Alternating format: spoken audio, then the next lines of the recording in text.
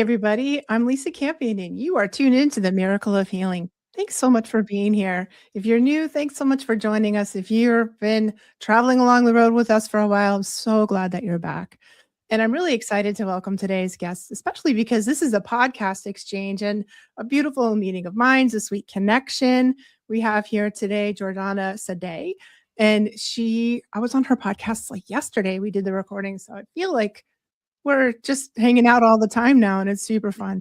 So Jordana is a clinical nutritionist, hypnotist, behavioral psychology expert, as well as a TEDx speaker and founder of the Mindful Clinic. She's widely recognized for her work in eating behavior and helping people heal their relationship with food. And she's really lived this experience after growing up with childhood obesity, disordered eating, and struggles with body image and mental health. She's devoted her career to understanding why knowing what to do is often not enough to create lasting change. So her approach integrates nutrition, psychology, nervous system regulation, hypnotherapy, energy work, right? And to help people release self-sabotage, rebuild trust with their bodies and allow health and weight to stabilize naturally without restrictions or punishment. I think this is a super timely topic for this time of year. It's like we're here in the first week of January and everyone's doing their New Year's resolutions, right? Totally. Yeah. Yeah. Well, thank you so much for that beautiful introduction. It is really timely, I think. And what's funny is that, I've been doing this for about a decade now, and January is never the time where business Mhm. is in January. People are like, let's get on the strict diet, let's go to the gym immediately. And then when that stuff doesn't, work out as it normally doesn't, then people start to go, okay, I got to go deeper. So if you're listening to this right now in January, I urge you to do it a different way.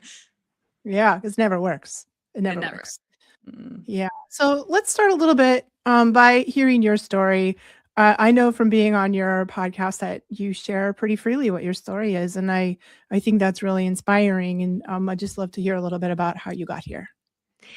Yeah, so like you mentioned in the intro, my story started when I was super young. I was obese as a child, which obesity rates were not like they are today. I was the only obese kid in class, and I was of course bullied and made fun of, and I didn't really have any friends, and I had very very low self confidence at a very young age. So when I was 8 years old, I had a crush on a boy, and I was playing tag at recess, and I went to tag the boy I had a crush on, and he turned around and in front of everybody he yelled, "Fatty caught me." I was mortified. I went home that day and I was like, Enough's enough. I have to figure it out." So I essentially went on my first diet at 8 years old. And what I did, I didn't know what a diet was. So I just stopped eating. And my mom is an Italian chef. And so this was like her biggest nightmare. But that's also kind of where the food stuff started for me, because the food was always so good and it was made by mother. And I became quite anorexic at 8 years old, but I did lose weight and I received a lot of validation. So all of a sudden, I had friends at school. My doctor was like, "Oh my gosh, I'm so proud of you." My parents were like, "We can see your beautiful face." And so through that, I kind of learned that being thin meant I was lovable and being overweight meant I wasn't. And this spiraled into decades of what you can imagine, Mm.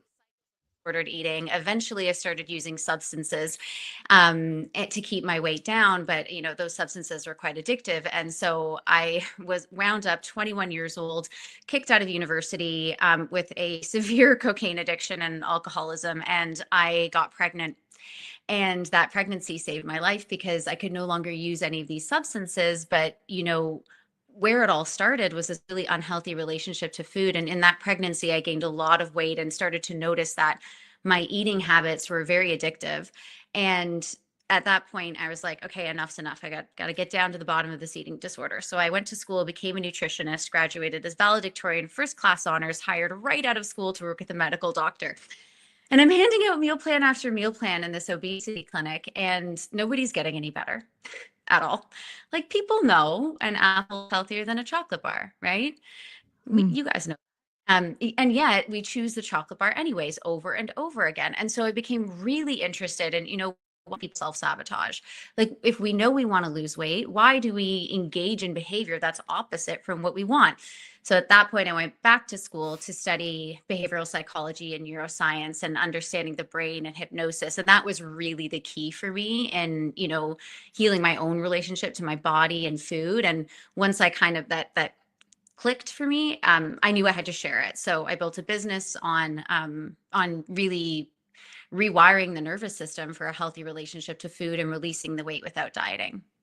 Mhm. Wow. And, that's such an inspiring story, and I'm sure, very relatable to so many people who struggle with this. Like, why is it so hard that and I mean, I struggle with this too. Like, I know what I should eat, but I don't know. I don't or I don't even know what I should eat at this point. And, there's so many diets, there's so many ideas, everybody like, I'm very confused about Yeah. what to eat. Why how did it get to be so loaded and so complicated? It's just you think it's just food, but it's actually so much more, right? Yeah, I think you bring up a great point because, and I think this is one of the biggest issues that we have with nutrition and is because we have too much information now. Like pretty much Mm. you can study anything and, do we follow high carb, low carb? Are we going carnivore? Are we doing keto? Like there's just too much information out there.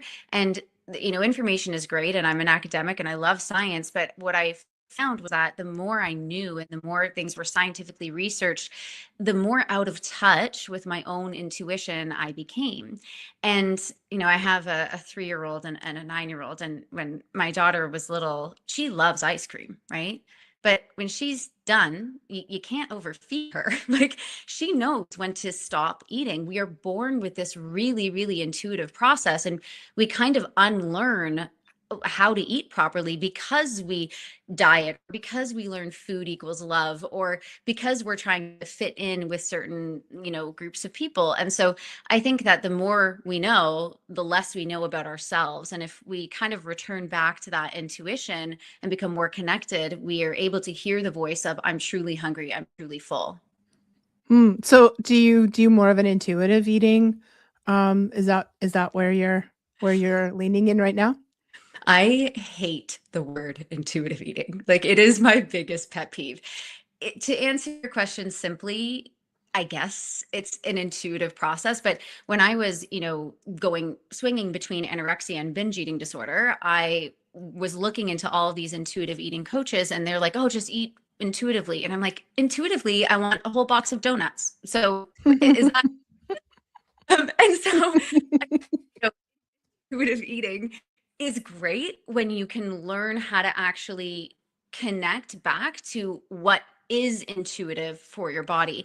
And it's not that simple because that's one component to it, but there's so many other aspects to relationship to food, and some of it is quite clinical, like some of it is very behavioral psychology rooted. If we have a certain craving for something, or the brain is wired to seek familiarity, so when we are stressed, we might want something sweet because in the primitive times, when we would come across something sweet, it would be safe for us versus something bitter. And so our brains are wired for that sweet taste, right? And so intuitively, you might want an apple or you might want a donut, but intuitive eating isn't the whole picture. You kind of have to rewire the nervous system to actually go back to the way that it was wired when we were born, without all of the noise.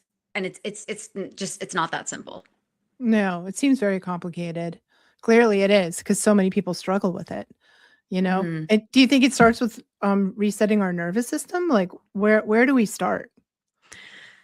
Good question. I think the first place that we start is normalizing it a little bit. Like I'm a huge advocate for, your daily behaviors match your deepest beliefs about yourself, not your goals and your dream. And so, and if you have a minute and you listen to my TED talk, I talk about this. But like if you think if you're eating the donut and you think it's bad for you, it will be. Like your nervous system is really the only thing that connects to our body. And so leaning in very first and foremost with having compassion for yourself and really cueing into the narrative that you have around food and what you're eating, I think is the first step.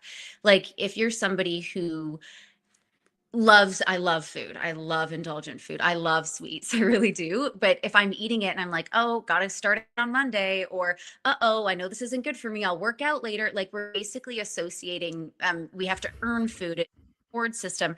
And so the narrative around it and what we're thinking about food, I think is the first step. And then there's the process of, okay, tuning back into what does feel intuitive for me, canceling out all the food noise of, you need to have 80 grams of protein and 30 grams of whatever, because like says who, like we're different every day, and then you can work on some of the deeper stuff. So typically, especially for women, and that is my target market, but our relationship to food is always relationship to mother, because our mother is our first access to food. And you could have had the most wonderful mother, but if you had a mother who you know made talked about herself negatively, or didn't take care of herself properly, maybe she's an overgiver, maybe she's a people pleaser, you learn those habits and you start to self-abandon. And that's where we look to an external stimuli or validation in order to make ourselves feel good. Wow, that makes so much sense. I mean, that's like if we're breastfed, bottle fed, it's usually the mother that's doing the feeding, not always, but often it is, and so it makes total sense. Even our mothers feeding us in the womb, you know, Yes, and exactly.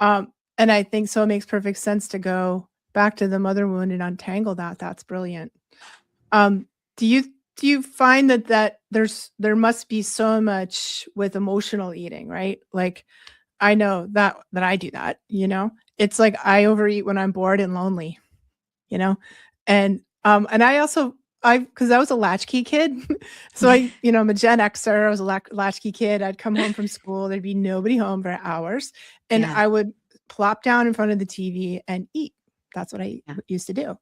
And, I still find that, like, my nervous system likes that, Like, if I am stressed out, I'm like, "Oh, I should watch TV and eat something." And I don't often let myself do it because I know I have to actually attend to the underlying emotion in there, Mhm. but it's so gets so tangled up, doesn't it, of food with emotion and emotional needs.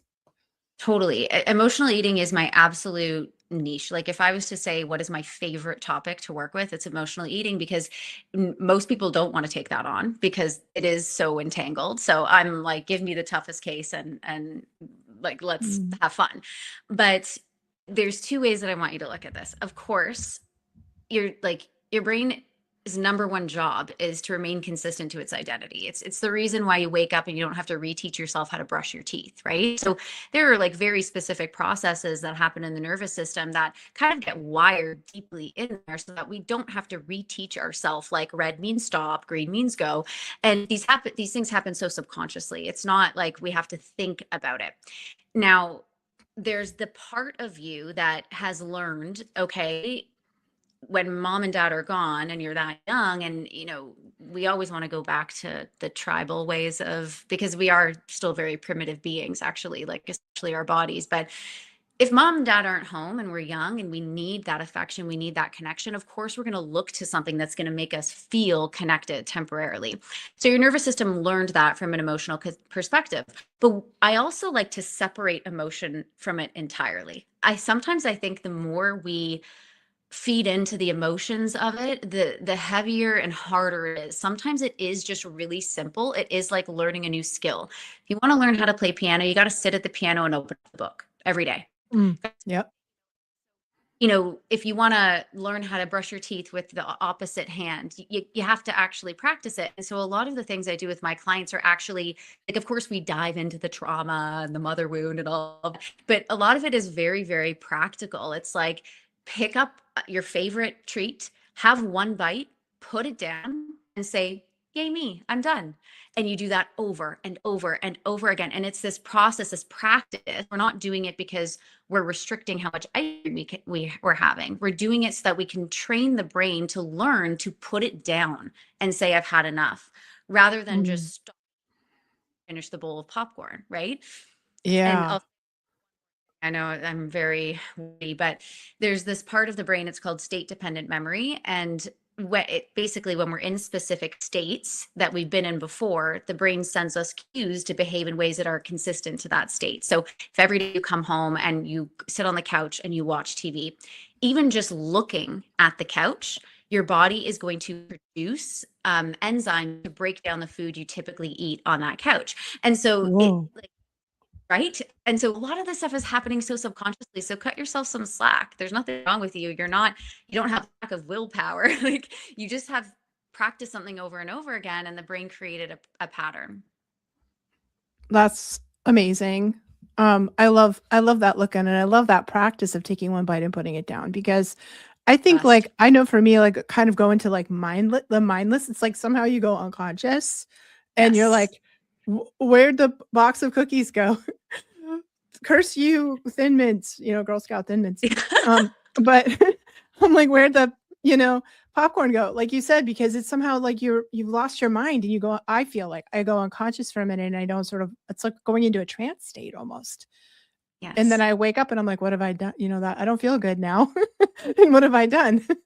Mm, Yeah, that's so I love that breaking that seems like putting it down is like breaking that trance. Is that what's going on? exactly. So it's the same reason why if you drive, you get in your car, you kind of black out, and then you end up home, right? Like Yeah. we're not it's very, very subconscious. That's why hypnosis works well for this type of stuff. But I call that what you described as blackout eating. Like you Mhm. put and all of a sudden it's gone. Now, Yeah. when we're it's just subconscious behavior because it's wired to survival. So the brain wants to remember how to eat, right? It's like we need it to survive. So it creates programs that you don't have to reteach yourself how to do it. So it's very subconscious, it's very quick. And when we get into that state, we often stop by a visual cue or by something being done, emptied, or maybe someone honks the horn and now you're conscious and driving again. It's the same thing with eating. And so when we actively treat it as a practice, like I'm practicing a new skill rather than like I have to cut down my calories, we get to practice putting the fork down and it takes us out of the subconscious into the conscious, which the way I want you to visualize that is like it's like you get in the driver's seat. You're in the driver's seat and you have control now. Like the pizza doesn't have power over you. You're the one deciding I get to put the fork down. Yeah. That's so amazing. And what I noticed a long time ago is that I would eat the meal in this trance state, especially if I was doing something else like watching TV or whatever, which scrolling on my phone or whatever I'm doing and then I'll be like, "Where'd that go?" Then I want seconds because I didn't taste it. I didn't Hmm. like I didn't it didn't feel like I ate it.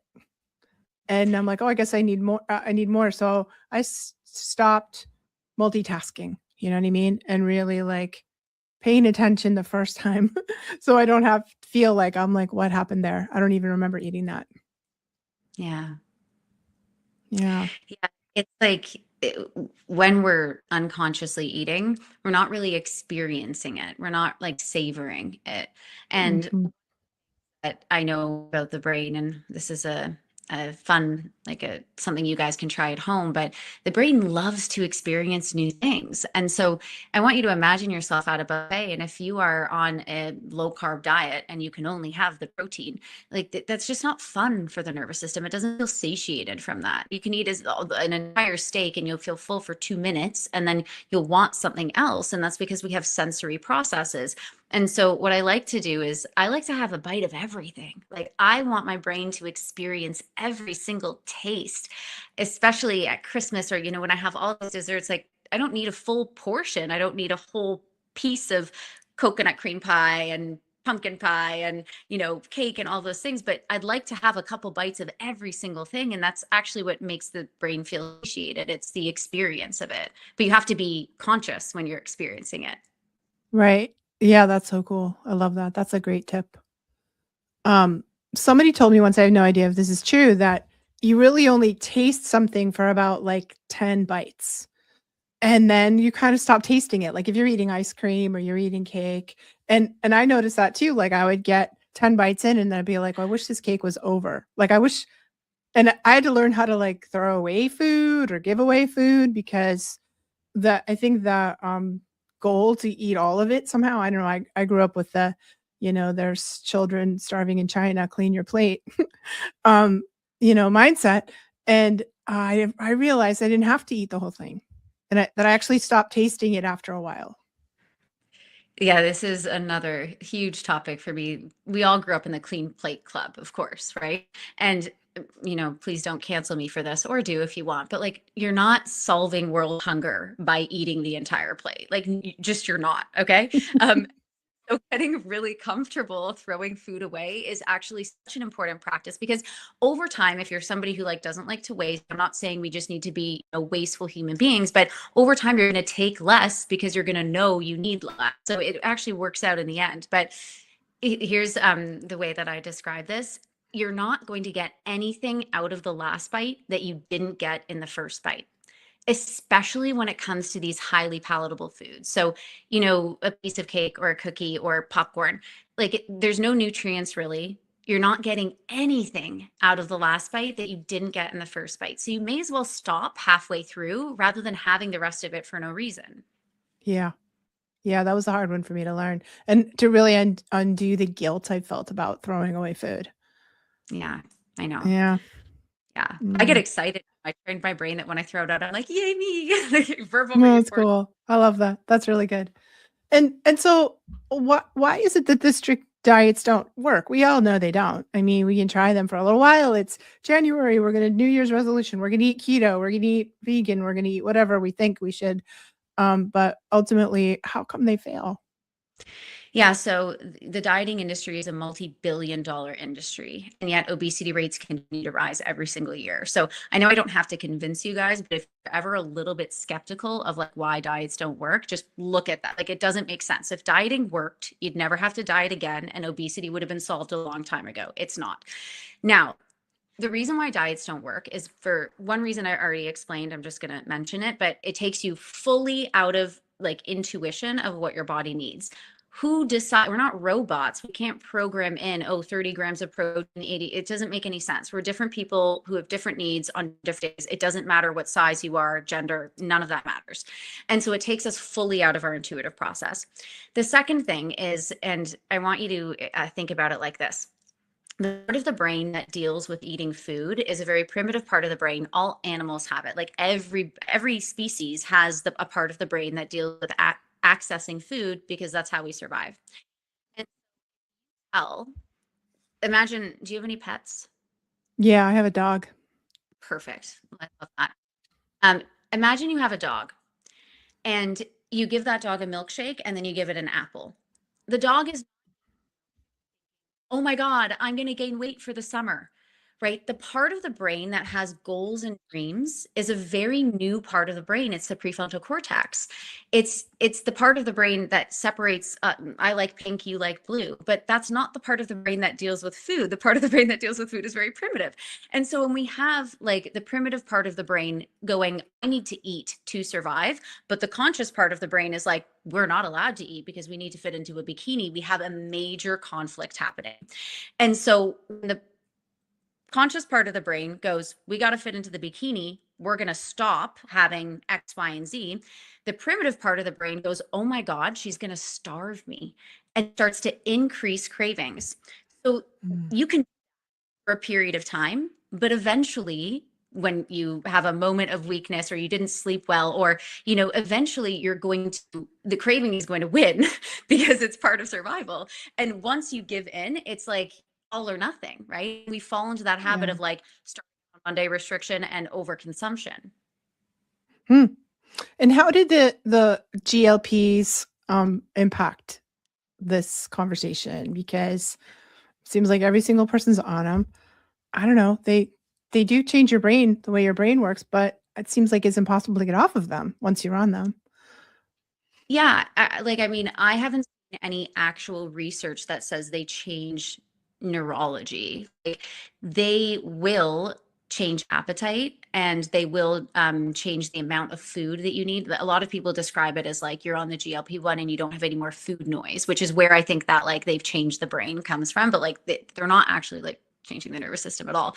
But listen, I'm not anti GLP-1.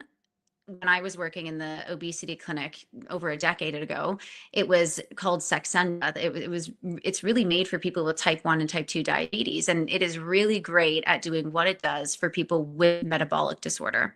If you have metabolic disorder, that's high blood pressure, high cholesterol, high blood pressure, high cholesterol, high blood sugar, it can be very helpful. It's not a solution, because the reason why you have high blood pressure, high cholesterol, high blood sugar is not from a lack of the GLP-1, right? So putting it in doesn't solve the problem. It just like band-aids it. Mhm. But if you don't have metabolic disease and you're using it because you want to stop eating, most of the time what happens is it makes you feel a little bit nauseous. And so then you stop needing to eat so much because you feel nauseous, and then your stomach shrinks, and then you don't need as much more food. And so that's where the food noise goes away. But there's so many side effects with the GLP-1, especially if you don't actually need it. And I see a lot of people that have like thyroid cancer and early aging of the cells. And so for me, like, it's not truly an answer to the problem. You always want to do the deeper work, or you will have to be on it forever, and you risk having those like negative side effects. Mhm. Yeah, so good. Now, Jordana, if people wanted to work with you, if they're hearing you talk and they'll be like, "Get me, how do I get in the program with you?" Like, what do you offer and how do people get in there?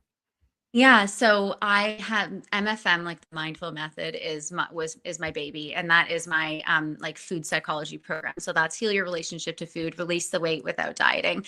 I offer that in group programs and one-on-one. The group program I ran forever, and I just, actually recently put an end to it. You can still sign up for it. It's just more of an online course. You can always work one-on-one with me.